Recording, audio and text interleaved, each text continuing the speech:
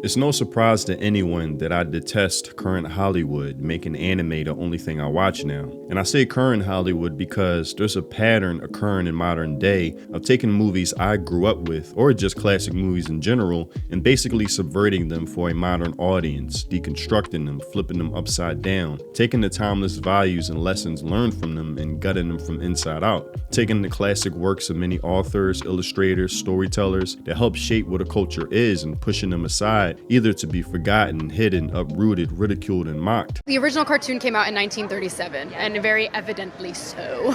To make way for what current Hollywood deems acceptable, making trash, which they view as the new and improved versions of past iconic works. It damn near seems every week there's a remake being released or announced that stems from a classic but updated that would make Walt Disney or any legendary creator turn in their grave, with this being the latest. First look at Steps, a new animated film that follows Cinderella's evil stepsisters who are actually depicted as kind and misunderstood.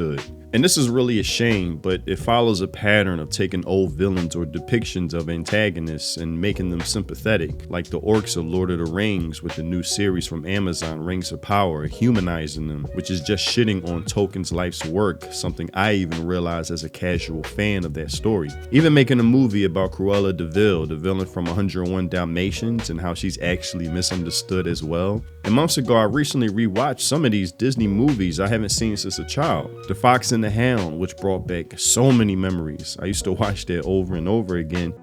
Hi. Hello.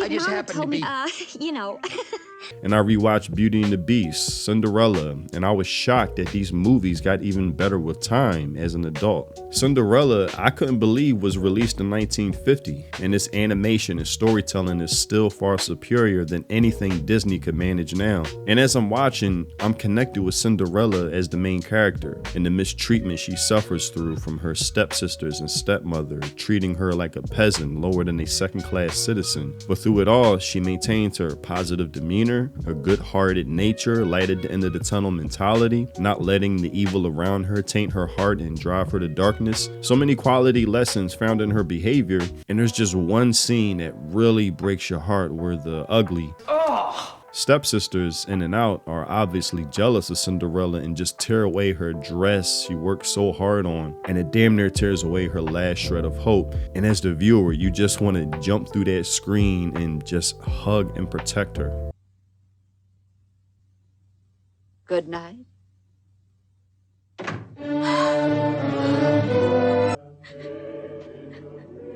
So why this attempt to make the stepsisters sympathetic? Well, maybe because current Hollywood is ran by people who are like the stepsisters, relating to the evil nature found in them and wanting to tear down an ideal character like Cinderella. Maybe they share the same jealousy. I remember when that comic Starfire's Daughter came out, where the daughter doesn't look anything like the pretty character that Starfire is, and basically has a resentment towards her. Then seeing what the author looks like in real life, it perfectly exemplified and confirmed the self-insert theory that these people basically use classic works of the past, make remakes of them, and channel their resentment through them while shitting on them at the same time. These mainstream institutions are filled with this mentality of tear it down, something that anime isn't yet, but I'll get to that in a second.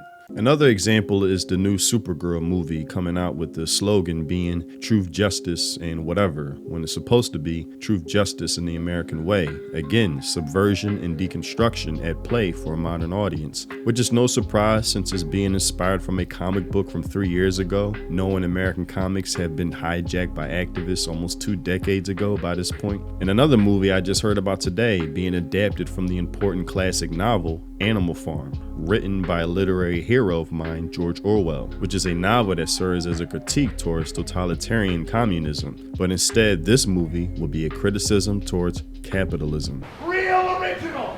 That defeats the whole purpose in the first place. And on top of that, making it fucking goofy, more millennial writing, unable to take anything serious and must make a joke out of everything. What does that say? Laughter House! That sounds awesome. I love to laugh. The reason why Orwell is one of my literary heroes is because he was a staunch believer in communism and socialism himself. But instead of just admiring it from afar out of ignorance, he actually participated in the Spanish Civil War, witnessing the results of it firsthand, doing his due diligence to study the Soviet Union under Stalin and realizing how this belief system he held so dearly isn't all it's assumed to be. For most in the mind, it's a paradise, but in reality, it's a living hell. You know how much maturity and humility it takes for someone to go out of their way and actually challenge their belief systems? Not in a debate, but actually in real life.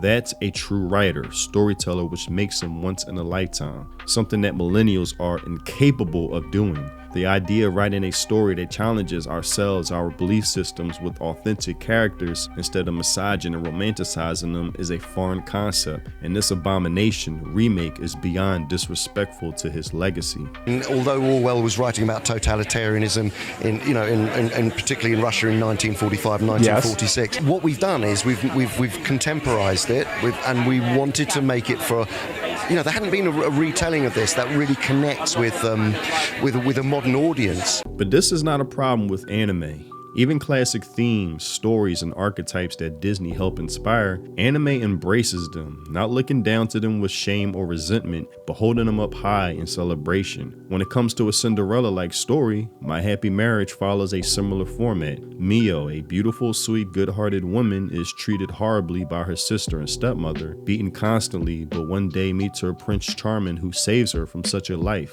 The idea of a Prince Charming is damn near offensive, and good luck getting modern Hollywood to embrace that. Beauty and the Beast. Welcome to Fragrant Flowers Blooms with Dignity. A feminine woman meets a tall masculine man whom everyone prejudges as some type of beast and steers clear from, except for her, seeing the human within him. Check out my video on that where I do a scene for scene comparison. You want a Rocky true underdog story? Hajime no Ippo gives you that. You want that classic 80s Rambo Die Hard Predator? Not that feminized piece of shit version that just dropped, but that man's man full on masculine film where the main character just gets shit done. Damn near invincible. Anywhere he goes, he just fucks shit up. We're here to fuck shit up.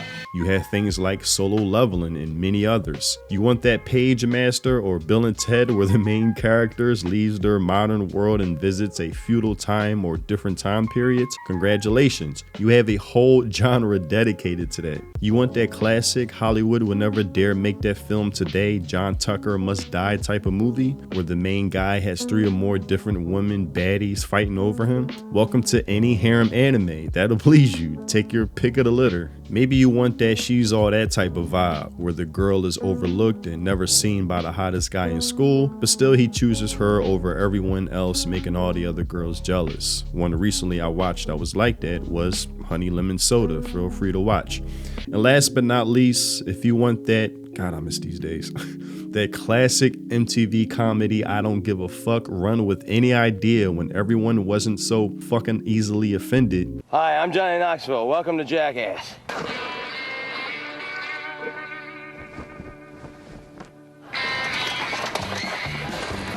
We have Panty and Stocking that even references classic movies and shows from the past and shares that same I don't give a fuck sense of humor. Gotta love it. Yes! But that's all I have for this video. Tell me what you think in the comment section below. Hollywood is on its last leg, damn near paving the way for anime's takeover, but only time will tell if Japanese creators will follow in the same failed footsteps we have over here, or learn from Hollywood's failure, steering clear to never repeat them, but we'll see.